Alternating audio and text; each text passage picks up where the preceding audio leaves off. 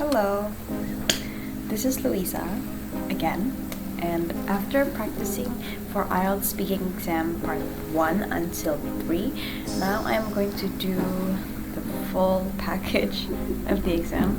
So I'm going to do part 1, 2 until 3.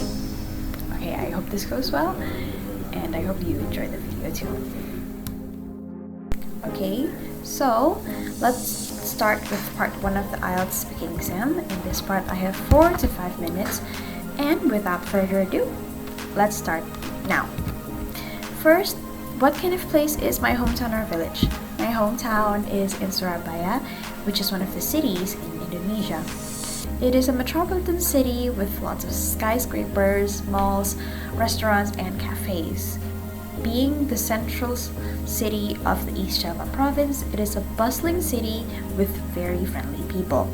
What's the most interesting part of your town or village? In my opinion, the most interesting part of Surabaya lies in the people living there, or as how we call them, Surabayans. You see, Surabayans have an interestingly unique way of conveying that they care about you, and that is by using swear words. So for example, if a Surabayan comes up to you, greets you, and then say the swear word, it doesn't necessarily mean they hate you. They just consider you as their best friend. It might seem rude to outsiders at first, but once you get to know Surabayans, you'll realize that they are amiable people. What kind of jobs do the people in your town or village do?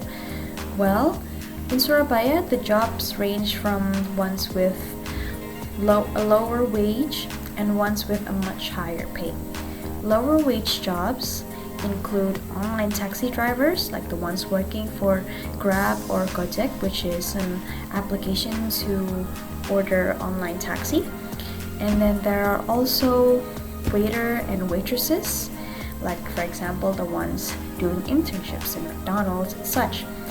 For the higher pay ones, there are CEOs, owners of very popular franchises, and then there are also ones who are investors.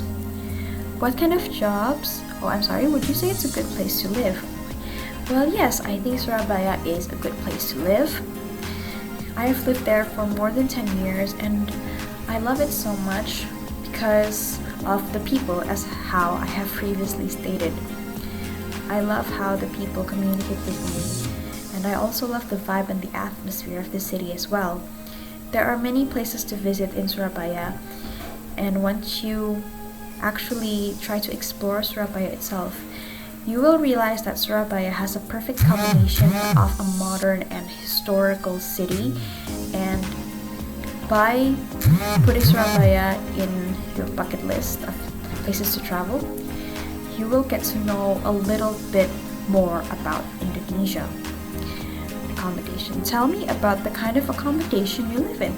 Well, as of now, since I study in Surabaya, I also live there, and it is in my grandparents' house. Coincidentally, it is also near my campus's area, which is around Kalijudan. It is not a very big house. It has 3 floors, but it is very comfortable and it has a lot of memories. How long have you lived there? I have lived there ever since I was a little child, and am still living there until now. However, I did move out of there when I was around 14 years old, up until I was probably around 17 or 18 because of some issues, but now I am back in that house again. What do you like about living there? Well, perhaps the fact that made me grow to actually love the place is perhaps because of the atmosphere, and also because of the many memories that I have made living there. It is actually a comfortable house, and whether visible or not, I can feel all of the memories either being hung in pictures or just when I'm walking up the stairs, I can remember when I used to run up and down there as a little child. So perhaps it is more to the vibe and also the reminiscing part that makes me like it. What sort of accommodation would you most like to live in? Well, I've never lived in a house up until now, so I would like to try living in an apartment. I know an apartment is smaller than a house, but I'm very fond of the idea of living alone. So I'd like to live in an apartment just because it seems easier to maintain and take care of.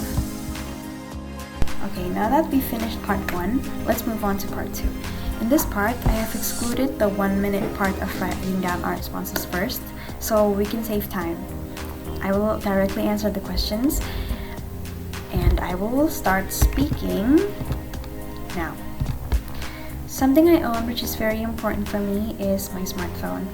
I bought my smartphone in 2016 using my very own money, which I have received as a prize for winning a hosting competition. I didn't buy my smartphone from an official store though. Instead, I bought it from a man which I have interacted with through an online shopping website. Therefore, my smartphone is secondhand, not brand new. I have had my smartphone for 4 years as of 2020, and it is still running smoothly and I still use it daily. I usually use my smartphone to communicate with my colleagues, friends, family members, and lecturers as well.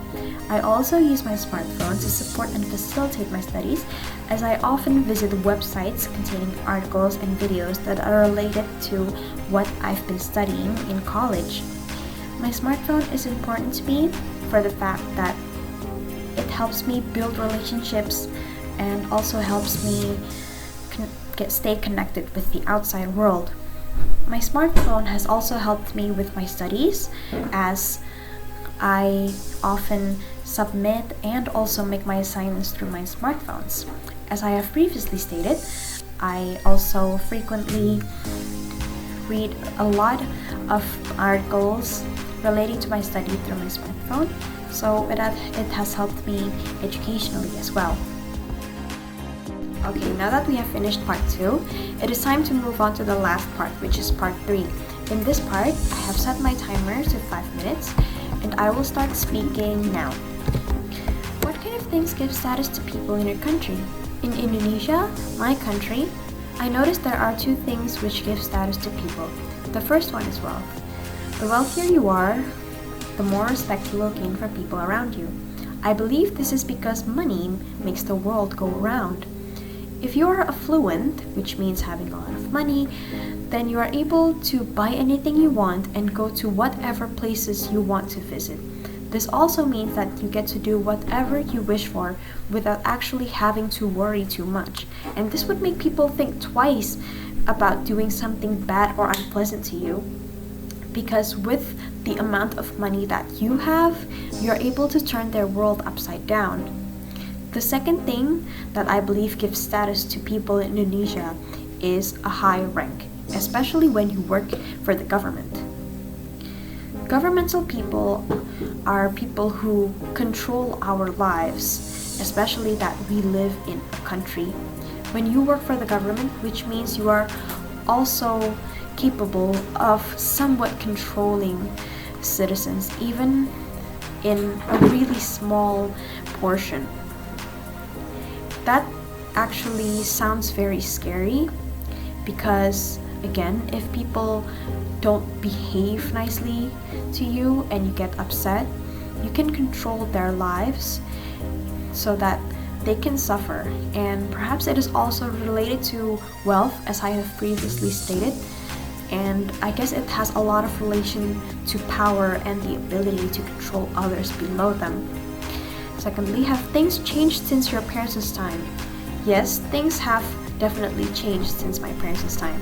My parents live in the year 1960 or perhaps 1970, around those periods.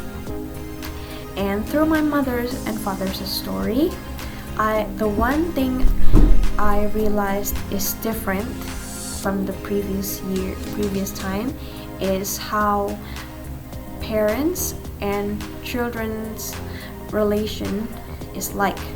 Back then, parents would tell their children that they are obliged to obey them, that they cannot have their own opinions and they have to strictly follow what their parents tell them.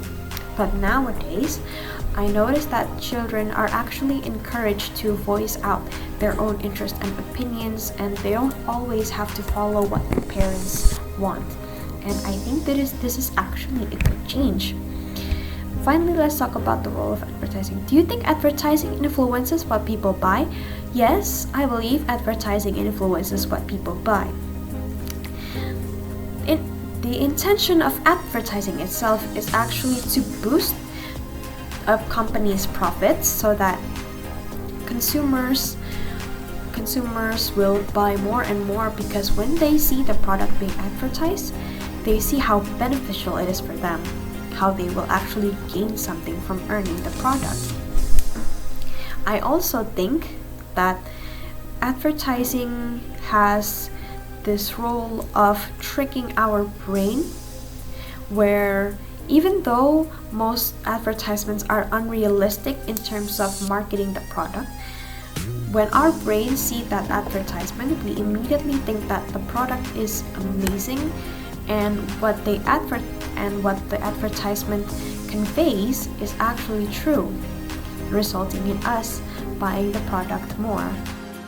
Okay, so that is the end of this speaking exam. I still think I need more practice, but well, this is a good practice, so I have had fun, and thanks for watching.